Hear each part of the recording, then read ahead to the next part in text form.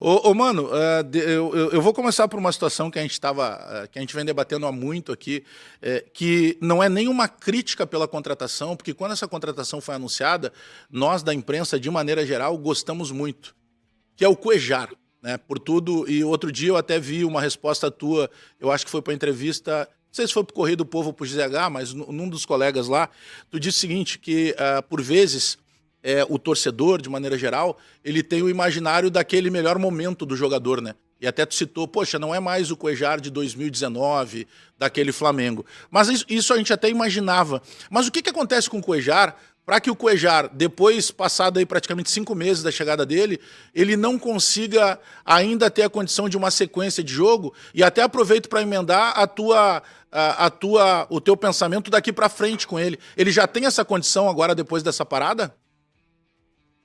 Bom, Bagé, isso geralmente acontece com os jogadores que saem dos clubes brasileiros e ficam muito tempo fora, né?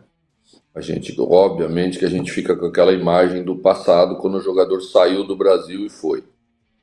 Alguns deles voltam numa condição um pouco melhor, alguns deles voltam já mais adiantado de idade. Não é o caso de Cuejar. Cuejar é um jogador dentro dos padrões normal de idade, então ele pode se esperar que ele renda muito próximo daquilo que ele foi, mas não chegou nessa condição, chegou com dificuldade. Na conversa que tive com ele para entender o que tinha acontecido antes, ele me argumentou que realmente entrou em campo sem ter a condição ideal para entrar em campo e render bem, e isso fez com que algumas questões fossem sendo construídas pela parte negativa. Eu, quando trago algum jogador para o clube, seja onde for que eu esteja, em termos de contratação, procuro ter o cuidado de não colocar o jogador antes daquilo que eu entendo que seja a condição ideal para ele entrar. Porque se cria uma expectativa e as avaliações são muito rápidas, seja para um lado ou para o outro lado. Essa avaliação negativa porque o rendimento não foi bom, criou mais dificuldades para nós resolvermos e para o jogador também desmanchar. Tendo que ele esteja na condição agora de poder fazer isso, está treinando bem, está treinando o mesmo nível dos outros jogadores, e agora vamos ver essa continuidade, vamos colocar em campo, vamos ver o rendimento, vamos esperar que as coisas aconteçam. Eu acho que elas podem acontecer sim, e essa é a expectativa para todos nós. Mano, bom dia, bem-vindo aqui ao Futebol, a Alegria do Grêmio. Você deu uma entrevista, uma resposta, não dessa série de coletivas agora, mas era um pós-jogo, não lembro bem qual. Eu considerei uma resposta muito boa e falei com base nela várias vezes. Em que você detalha a formação do meio para frente do seu time e disseca taticamente aquilo que você deseja, né? Inclusive enumerando as posições. O número 1 ali do meio-campo são um volante mais de contenção, o número 2 saindo para o jogo, o número 3 o articulador, o tal do 10 clássico, né? O número 4, um cara de beirada, mas com característica de armação. Do outro lado, um ponta mais agressivo e um centroavante. Na frente, evidentemente.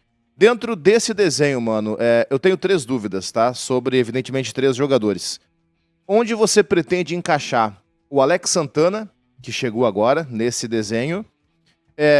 O Monsalve, que é um cara que a torcida e a imprensa tanto imaginam, mas ele parece que não consegue ter aquela regularidade, né, que dele é esperado. E além do Alex Santana e do Monsalve, o Vijaçante pra ti, ele é mais o primeiro volante ou mais esse segundo que avança um pouco mais? Boa, prazer estar falando com todos vocês e contigo também. A questão da nomenclatura que foi dada na entrevista foi para que as pessoas entendessem um pouco mais ou menos aquilo que a gente pensa, né? E aquilo que é o futebol de um modo geral. Acho o Vila Sante faz primeira função e faz segunda função, mas acho ele mais de segunda função do que de primeira.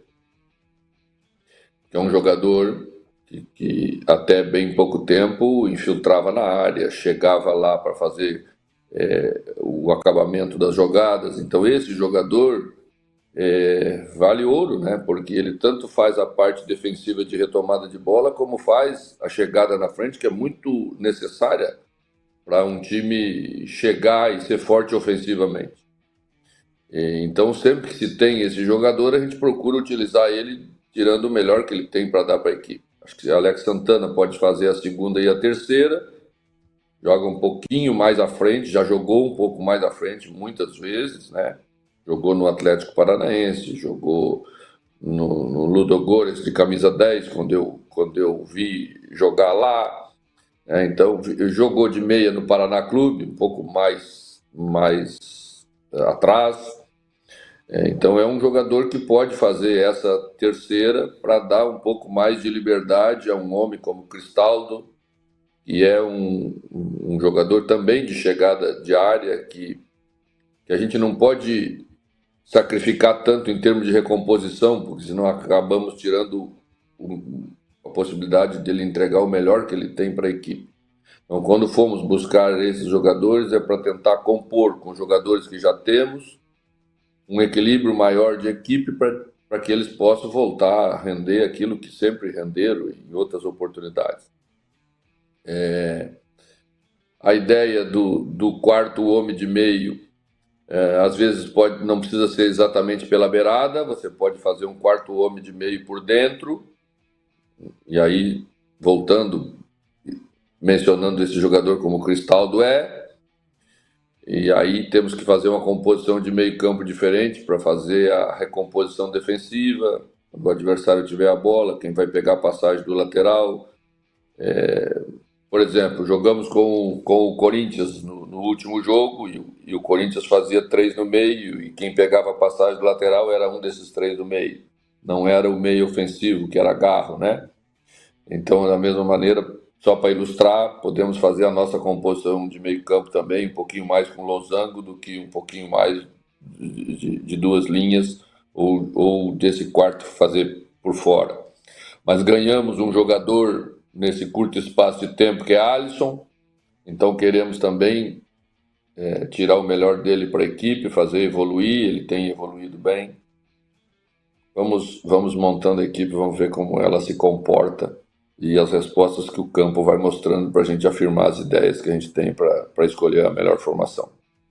Tudo bem, mano? Bom dia, um abraço, né? Obrigado por estar conosco. Abraço. Mano, eu tenho uma curiosidade que é mais de bastidor, assim, que é uma coisa que me atrai um pouco mais. O treinador, quando a gente troca, independente do clube que seja, mas no nosso em especial, normalmente se troca porque alguma coisa não estava dando certo ou porque a análise interna ou externa era essa. Quando o Mano Menezes, treinador, chegou no Grêmio 2025, qual foi a primeira coisa que ele teve que corrigir? A parte defensiva da equipe estava muito desorganizada, né? A equipe tinha uma ideia desorganizada para o meu gosto, para deixar bem claro, né? Não que fosse desorganizada para a ideia do treinador, ele pensava o futebol daquele jeito e assim era. Os extremos do Grêmio eram orientados para não recuar, para voltar para marcar. Isso criava quase sempre uma superioridade numérica do adversário no nosso campo defensivo, porque é matemático, né? É só olhar hoje aí o Mundial, ontem estava olhando, no domingo estava olhando, as equipes para defender tinham seus 11 jogadores em 25 metros, muitas delas, né? Então chega a ser assustador, né? Porque se a gente faz isso no Brasil, vão dizer que a gente é retranqueiro, muito mais eu com a minha fama, né? Mas você vê como o futebol exige que os jogadores hoje estejam num curto espaço do campo, mais compactado, para você defender bem. E se os dois extremos não voltam para defender, a defesa, principalmente os laterais, ficavam muito expostos no 2 contra 1, então estava sofrendo muito os nossos laterais defensivamente, porque não tem jeito, né? Os outros fazem bem, os outros têm qualidade para fazer bem, a gente também tem que fazer bem essa parte defensiva.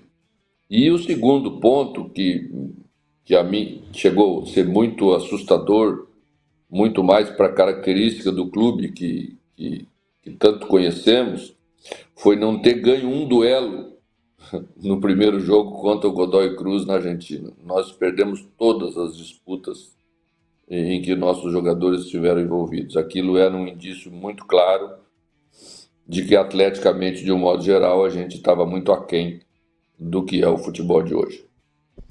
Tudo bem, mano? Bom dia. Prazer falar contigo. Obrigado aí por nos dar essa entrevista. Eu quero te perguntar sobre essa tua relação no ambiente, né, mano? Tu chega um Grêmio num momento conturbado e a gente percebe no dia a dia, tanto com jogadores, com dirigentes, que as coisas estão mais leves, as coisas estão fluindo. Como é que foi esse teu trabalho? O quanto que o bastidor, o ambiente, ele pesa no momento da bola dentro de campo, da bola entrar ou da bola não entrar no nosso gol, e estendendo isso à nossa política de futebol.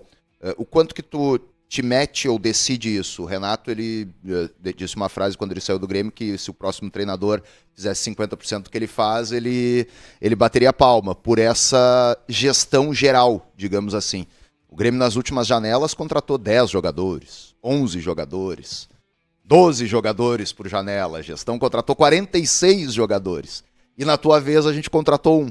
É pedido do Mano? É uma nova política de futebol? Ou é o Grêmio botando o pé no chão e voltando às suas raízes, digamos assim? Bom, apesar de parecer assim, às vezes externamente, minha relação interna quase sempre é boa. Eu só brigo quando eu acho que tem que brigar, quando eu acho que a briga tem que ser feita, que não tem outra solução para aquele caso, né? Mas eu sempre fui um treinador de diálogo, sempre procuro resolver as coisas cara a cara com os jogadores, frente a frente, para que eles se sintam comprometidos com aquilo que a gente acha que é o correto, para as coisas andarem bem. Claro que o resultado no futebol é fundamental para o ambiente ser mais leve. Não tem ambiente bom se tu só perde, se tu não avanças, aquelas questões que nós sabemos e você sabe tão bem quanto eu. Tá? Eu tenho uma máxima que toda vez que tivermos alguma dúvida sobre alguma contratação, a gente não deve fazer. Porque ela depois a situação de fazermos assodadamente vai nos trazer mais problemas para resolver no futuro do que soluções. E um dia eu disse, e até saiu aí meio deturpada a frase, que 80%, 90% dos jogadores que tem no mercado para nós contratarmos são todos muito parecidos.